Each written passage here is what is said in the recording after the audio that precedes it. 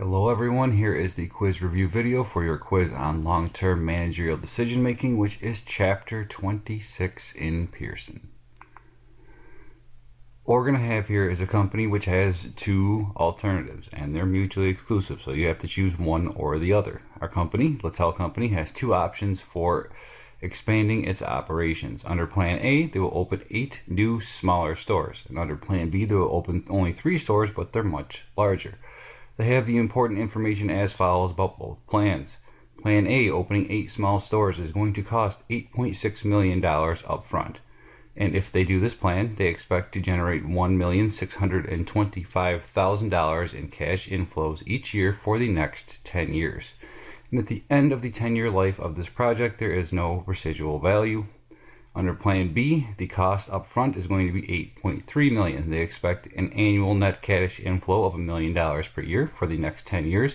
At the end of 10 years, they are going to liquidate part of this. So the interiors of the new stores they're opening, something they're going to be able to sell at the end to get $1.2 million in residual value. They're going to use straight line depreciation for all of their assets, which we're going to have for our calculations. And this company requires a 6% rate of return on all projects it undertakes. So they have to get a return of 6% if that's what they're going to approve. Well, let's go through and do some decision-making models to help us decide if Plan A or Plan B is better. The first one we have is payback period, and it's simply how long is it going to take us to get our money back if we invest in this plan. So for Plan A, we have an initial investment of $8.6 million. That is our cost up front.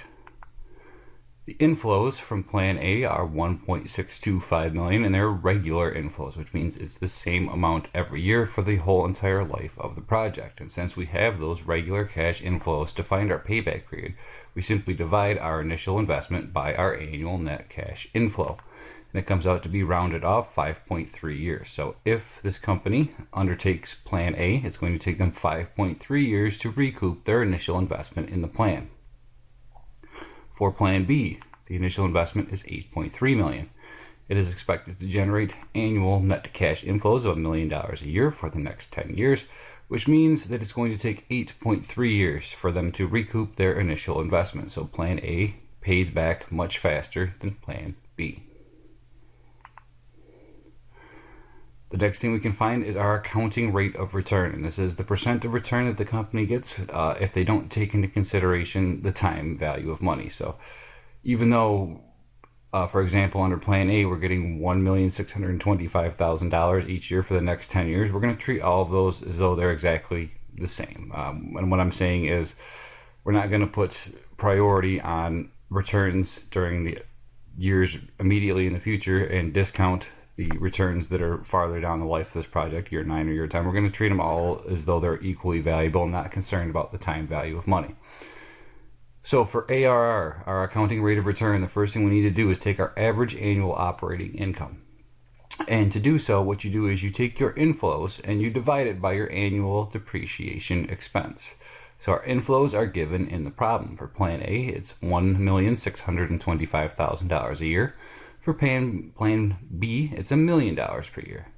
And we need to divide that by our annual depreciation expense. Well, we already learned earlier that we're going to use straight line depreciation. So to figure out how much depreciation we will record on all of the assets that we're going to use to, undertake these new stores, we would use the straight line formula, which is just cost minus residual, gives us our depreciable base, divided by the project's life. Because it's straight line, we're going to take an equal portion away each year.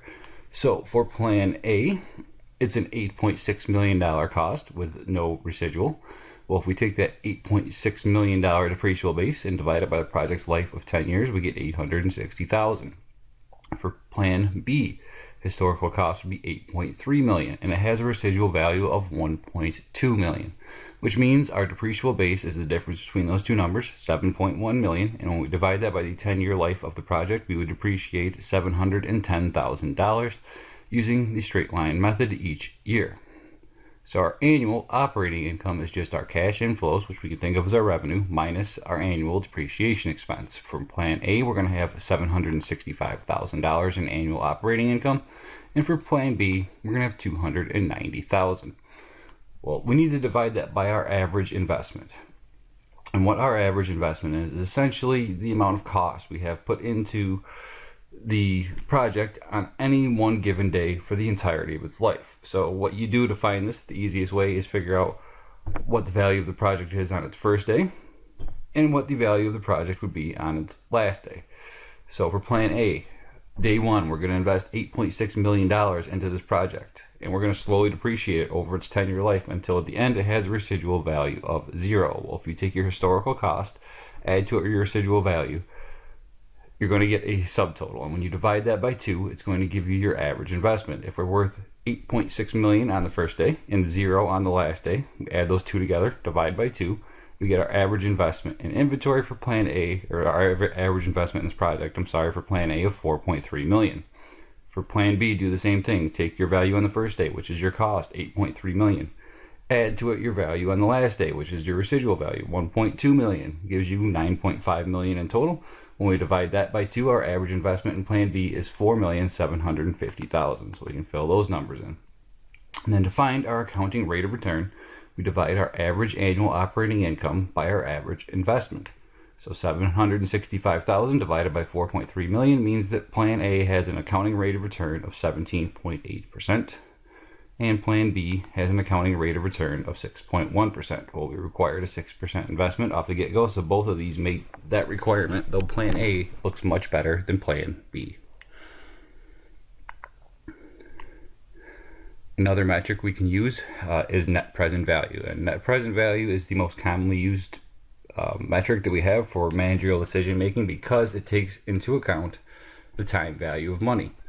Take plan A, for example, that $1,625,000 we get each year. Well, the payment that we're going to get, the inflow we're going to get in year 1, is worth a lot more than the one we're going to get in year 10, because we don't have to wait 10 years for it. We can do things with that cash inflow that we're receiving from the project. So for NPV, we're going to have to discount cash flows coming in the future because they're not worth as much to us in today's dollars because we have to wait longer for them, and therefore we're foregoing the opportunity to use that money that we invested in something else.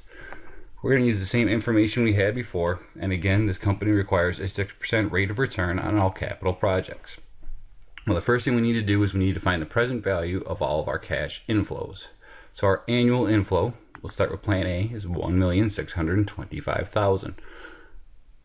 These inflows are the same every year, and they're paid in regular intervals. We're getting $1.625 million annually for the next 10 years, and because it's the same amount each year, and each inflow is at a regular interval, that is by definition an annuity. So we can figure out how we're going to discount these inflows by using the present value of an ordinary annuity factor. And to do so, we need to find the intersection that goes for the life of the project, number of periods, and our rate of return. The number of periods, the life of this project for plan A is 10. Our required rate of return is 6. So if we find the intersection of those two numbers on our present value of an ordinary annuity table, we get 7.360. And then when we take our annual inflow, multiply it by our present value of an annuity factor, we get an NPV of our cash flows of $11,960,000. So those 10 cash inflows of $1,625,000 a year for the next 10 years, when discounted for the time value of money, have a present value of just under $12 million. We also need to figure out what the present value of our residual is. For plan A, our residual is 0. Because this is just one lump sum that we're receiving 10 years in the future, we're going to use the present value of one table. And to use the present value of one table, you're going to do the same concept. Find the intersection of how many years in the future it is until you get this cash inflow and what your required rate of return is. So 10 years until we receive our residual times 6% is 0.558. But since our residual was 0, 0 times anything is still going to be 0. There is no net present value of our residual because there is no residual. We add those two together, we get our total present value of inflows, $11,960,000, and from that we subtract our initial investment. Our initial investment in plan A was $8,600,000. When we subtract that from our present value of all inflows, we get the present value of plan A. Plan A is worth $3,360,000 in today's money. Let's do the same thing for plan B. The annual inflow from Plan B is $1 million. When we multiply that by our present value of an ordinary annuity factor, again for the intersection of the life of the project and our required rate of return, it's still 7.360. The present value of those future inflows is $7,360,000. Plan B does have a residual, and that residual is $1,200,000. So we go and we find the intersection of the life of our project and our required rate of return on the present value of one table, and it's 0.558 still. When we multiply that 1.2 million times 0.558, the net present value is $669,600. So yes, we're getting $1.2 million 10 years in the future, but because we have to wait so long, it's really only worth to us $669,600 today. If we add those two together, we get $8,029,600. That is the present value of all cash inflows we're going to get from Plan B over its life. And when we subtract our initial investment of $8.3 million, we see that in today's dollars, if we undertake Plan B, we're going to actually lose $270,400 on this plan.